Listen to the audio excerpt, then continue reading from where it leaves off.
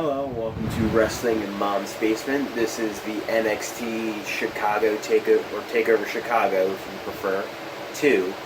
I, of course, am Patrick Young. This guy to my right is the Grand Wizard of the sofa, Joe Venuto. Thank you. I went very old school there. Yes. I don't like the 70s or 60s. Yes. Of wrestling.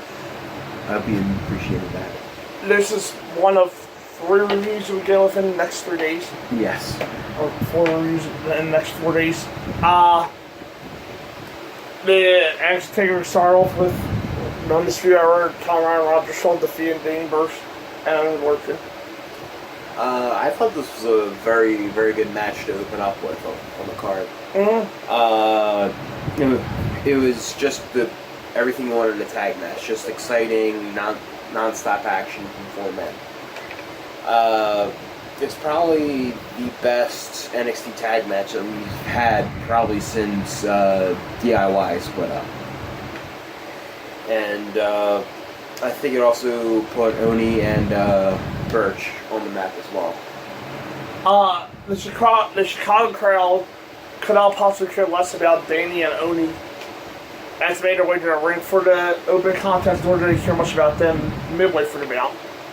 But they delivered performances of their careers almost out of spite for the lack of reaction they received, and the result was a phenomenal tag match to kick off the broadcast.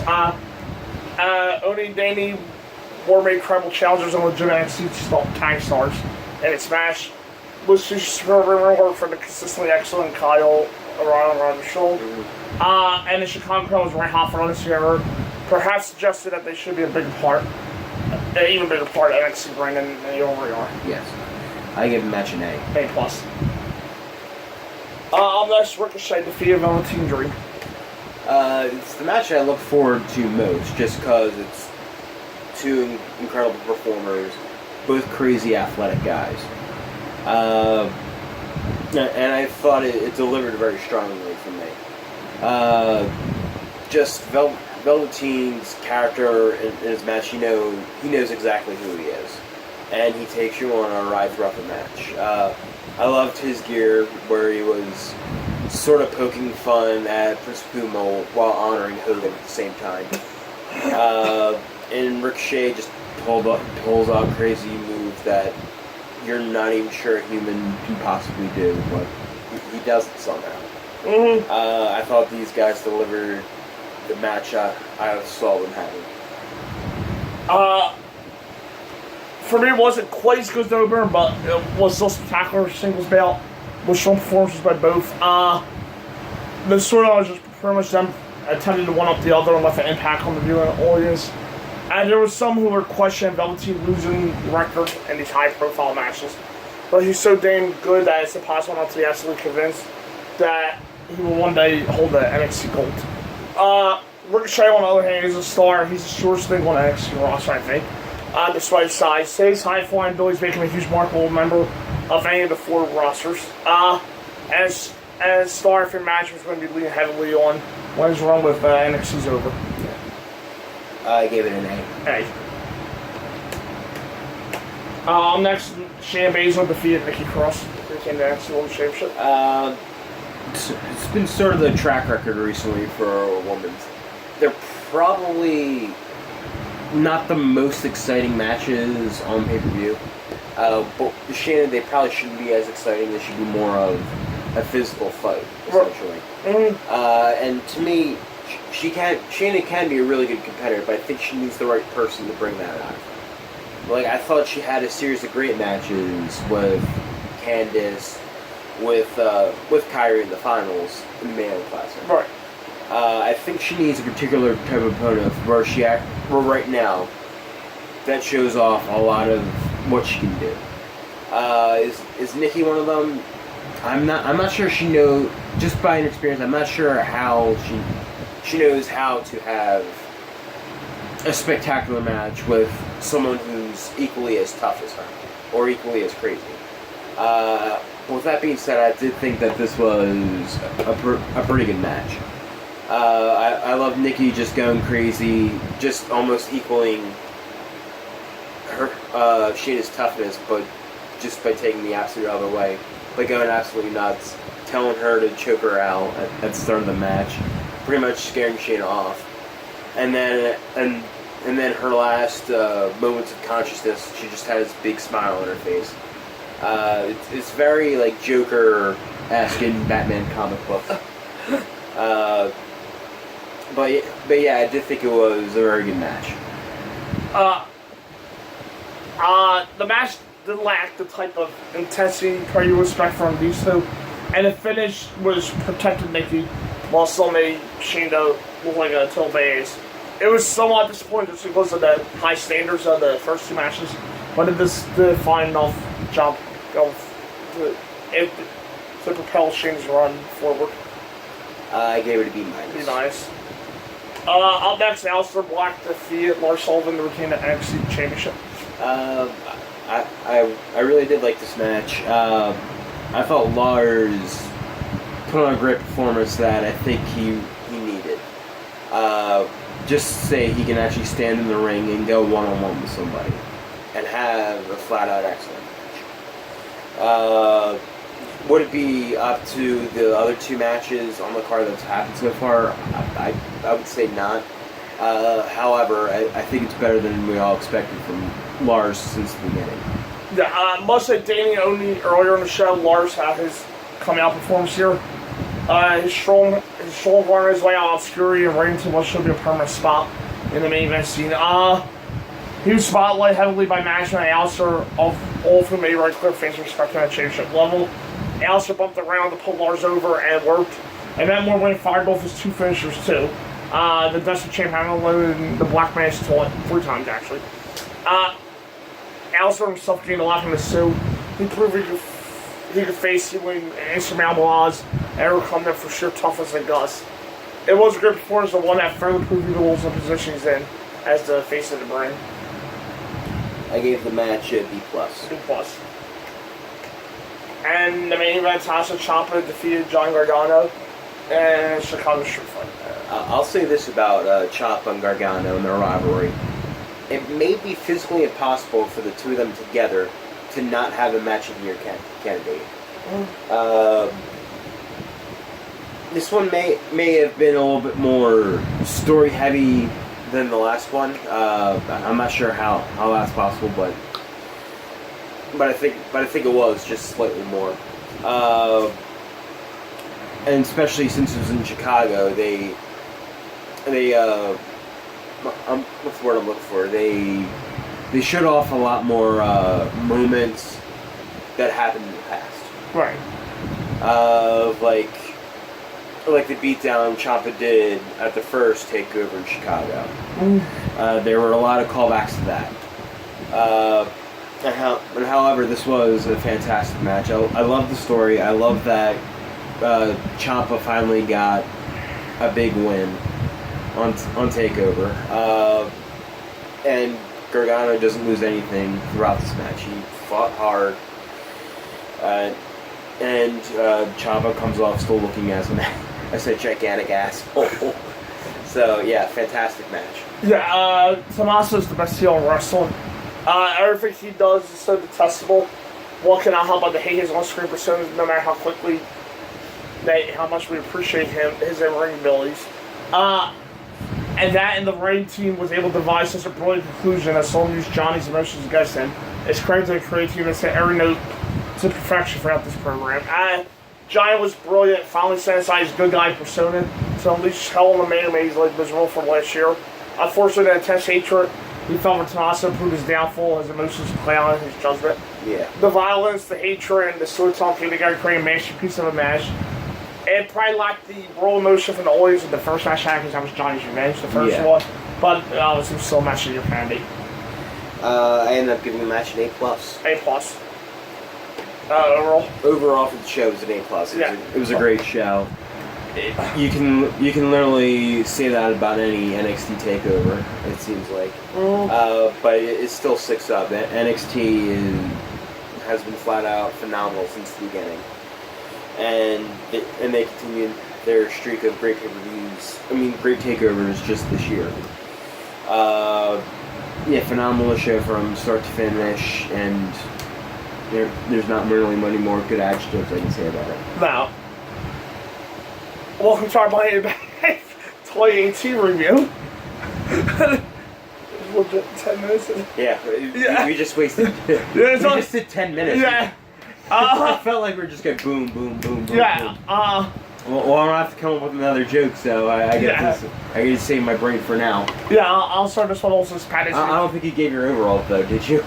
A+. Oh, A+. Yeah, there was something that. I'll do this as Patty. We'll probably actually be able to talk about this one a lot more because I know we have feelings that we can go a little bit more in depth with than just it was a great match. Yeah, it was a good match, but not as good as the other three. Right. Yeah.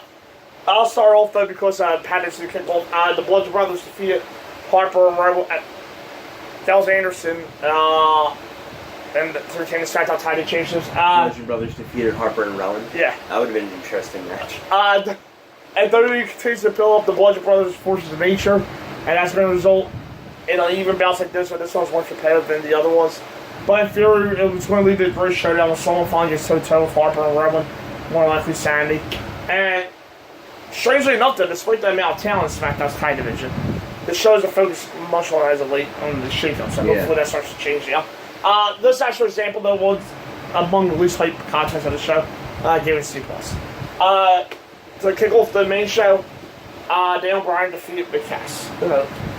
I thought, whatever Cass had last month with Bryan, I felt that he more than made up for his lack of performance there.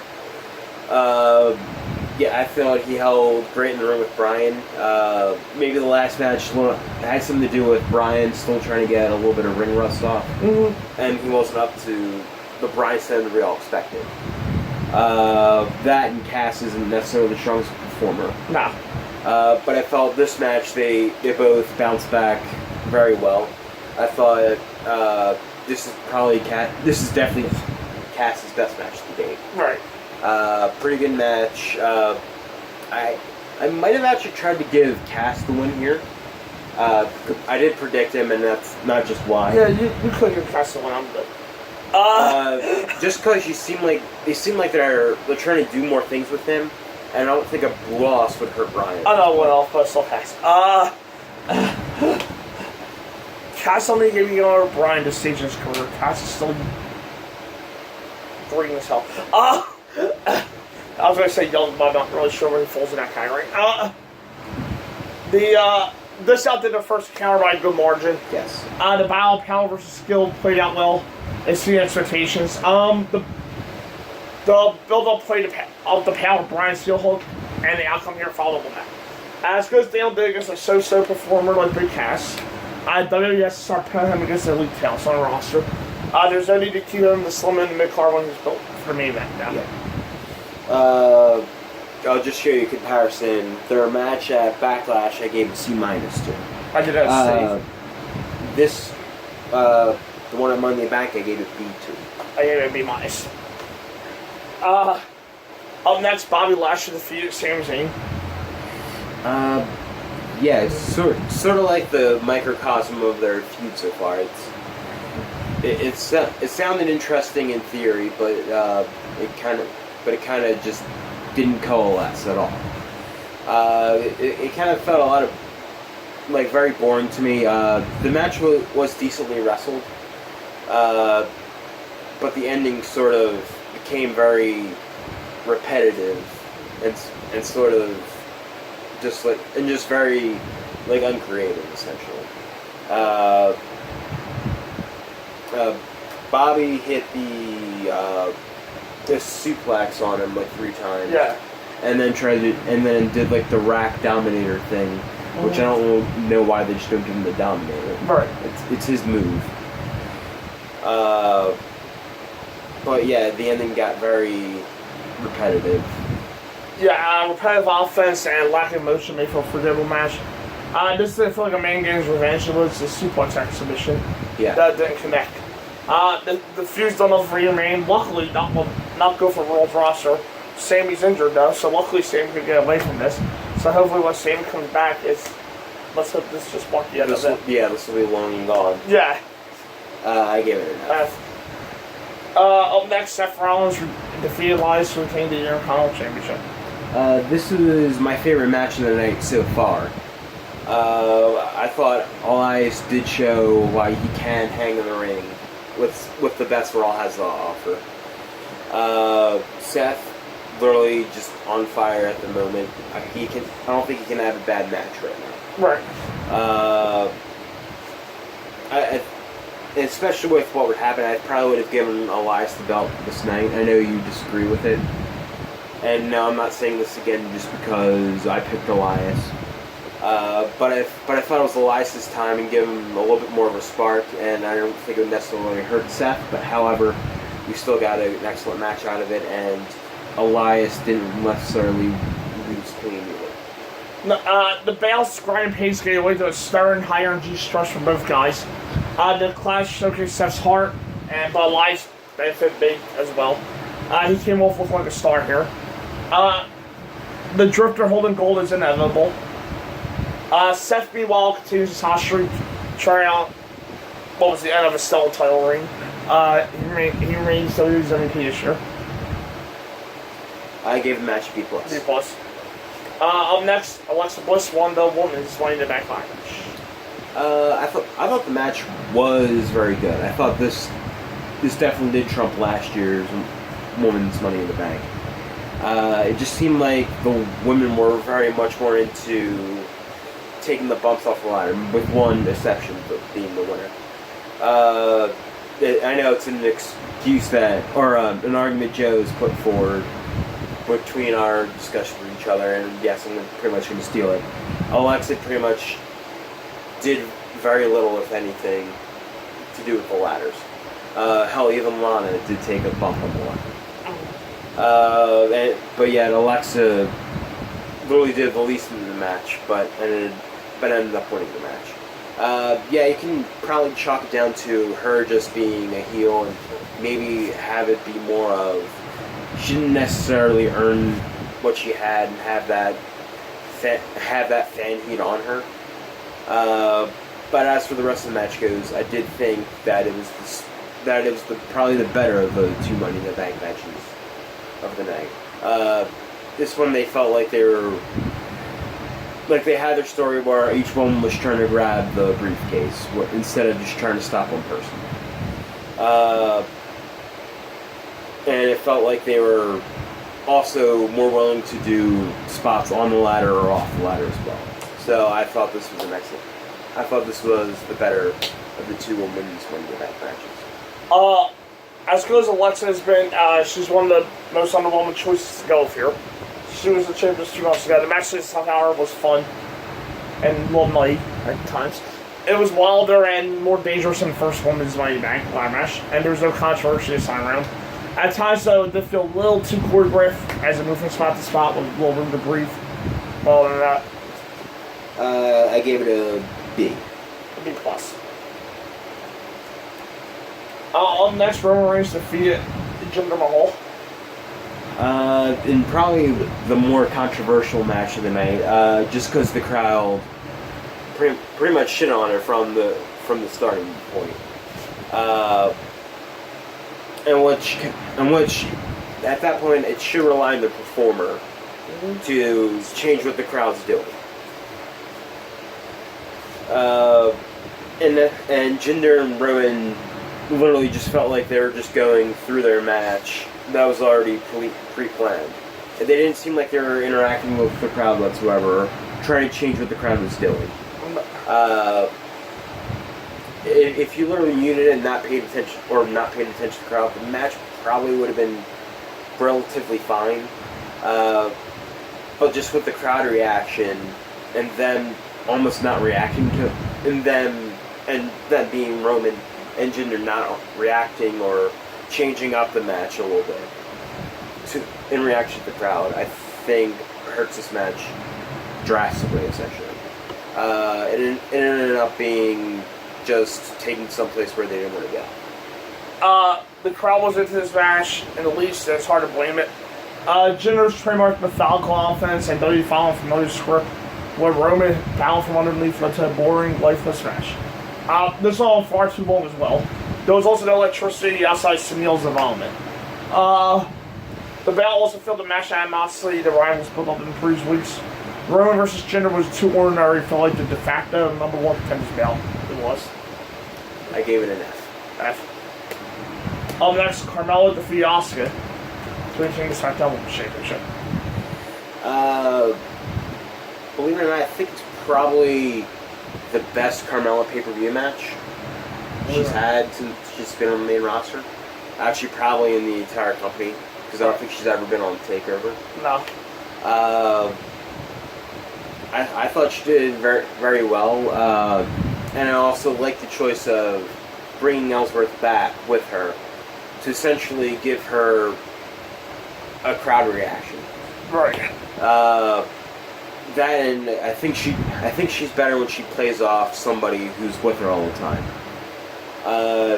And Asuka, I think, shows off how valuable she truly is to the company, where you don't necessarily have a standout performer on the other side of the ring, but she can still deliver them their best match. Mm-hmm. So I thought it was good to learn from both. Yeah, it's controversial that Asuka lost to Carmella. Yeah, but it wasn't clean, and there seems to be a plan about it. Yeah. So it's not that big of a deal. And anyway, Asuka's first loss already happened, so get over it.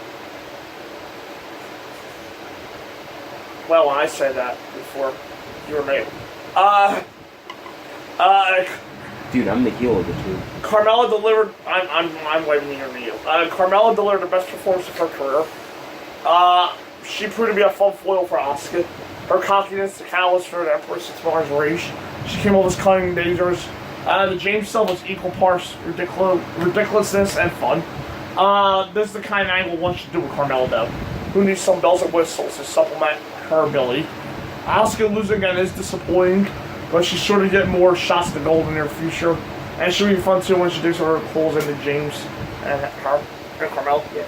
I'm really expecting Ellsworth's non-existent chin to be kicked off his face. I ended up giving the match a C+. Be nice. Up next, AJ Styles defeats Shinsuke Nakamura to retain the WWE Championship in a last man standing match. In probably their best match in WWE. I really did like this match. I thought it was a pretty good conclusion to an otherwise lacking rivalry almost from the two. Where if you look at New Japan and their match, you expect much better from them here. But be it creative or be it just the way they structure the match or how they react to more of the WWE style, I thought that this was a very good conclusion to their feud. The pace was measured for much of the bout, and the violence was tamed to compared to other last man standing matches, but still, this was dramatic and emphatic title bout with a string of memorable spots. Shinsuke's facial expressions helped make this a world-class drama. His emotions deep in the big moments. AJ and Shinsuke still have a match at Wrestle Kingdom contest, but they delivered a strong climax to their rivalry here. Both AJ and Nakamura are like warriors, and AJ having to dig down and lean on his dark side, similar to John Gargano like before when this time it didn't cost him. Yeah. AJ leaned into his dark side to win, elevated what felt like an early main event, or the match that probably should main event. AJ can now move on to challenges from Joe, Miz, and hopefully Bryan, and Nakamura to go into Jeff for the United States Championship. The match, I'll actually add a little bit more because I've got that. It felt more like a fight than an actual match. Right. That's a compliment, right? Yes. Oh, yeah. I give the match an A-. Hey, it was a hot match, I like. My match of the night as well. Up next, Ronda Rousey defeated Nia Jax by disqualification. And Alexa Bliss cashed in the Money in the Bank on Nia Jax to win back the Raw Women's Championship. And a decision I do understand the last part, but I'll get to the match first. I think any doubt that Ronda can hang in the ring with anybody, I think should be absolutely dispelled after this match. I thought she got an exciting match out of Nia Jax. I thought the two actually had a decent amount of chemistry where it felt like a pseudo, or maybe even part MMA match and part wrestling match. Where it felt like Ronda was trying to do things and Nia was literally just ragdolling her, giving her first, I guess, tough experience in WWE. And I also love the fact that Nia gave Ronda a much harder time than Stephanie did. Where Nia was dominating for probably about the first 5 minutes of the match. But hey, Ronda fought back and we had a very exciting match to boot. With Alexa cashing in, I like it in the fact that I think Alexa will be a much better opponent for Ronda. Not in the match capacity, because the match shouldn't go that long, but just being a foil for her. Yeah, a foil. Just having her. Like trying to reach for her and can until she finally gets a hold of her, and then she should absolutely destroy her. Right. But I think that Alexa would be the perfect person to just like be poking the bear the entire time. I hope she lost Ronda in a cage. There you go. But yeah, just antagonizing Ronda the entire time, I think will make for great television in the build up to SummerSlam. So overall, I think the two matches were very well handled. Yeah, Ronda's green and unpolished, but she was born to do this. Her and Nia were well on her way to a full banger of a match when the cash-in shenanigans began. A number of small things felt like big moments, from Ronda's crossbody to Nia's struggle to keep her fingers locked and start off the armbar. Alexa's cash-in was an exciting swerve. Alexa vs. Ronda has massive potential. It feels like WWE's going to reset button with the Nia ring. Yeah. It wasn't necessarily the most exciting thing going on TV. Right. For Ronda and Nia, I gave a B, and Alexa and Nia, not acceptable. A-. And main event, Braun Strowman won the men's main event match. The match was fine. It's probably not the most exciting ladder match you'll see. I think there have been plenty better Money in the Bank ladder matches for me. Even the men's Money in the Bank last year, I thought it was way better than this one. Another sort of negative feeling I have about this is that they didn't necessarily put Braun Strowman's win at all in doubt. Just kayfabe wise, they had, oh my god, how can anyone knock off Braun Strowman off the ladder, or oh my god, who's going to stop Braun Strowman from climbing the ladder? When big guys in a ladder match, that's usually a disadvantage a lot of times. Right. Just because they're bigger and you can easily knock the ladder over. I mean, that's just physics. And they'll also have a harder time climbing the ladder. Again, my problem with it is Braun Strowman kind of almost had the Roman Reigns booking, and I think that's a very slippery slope to go down.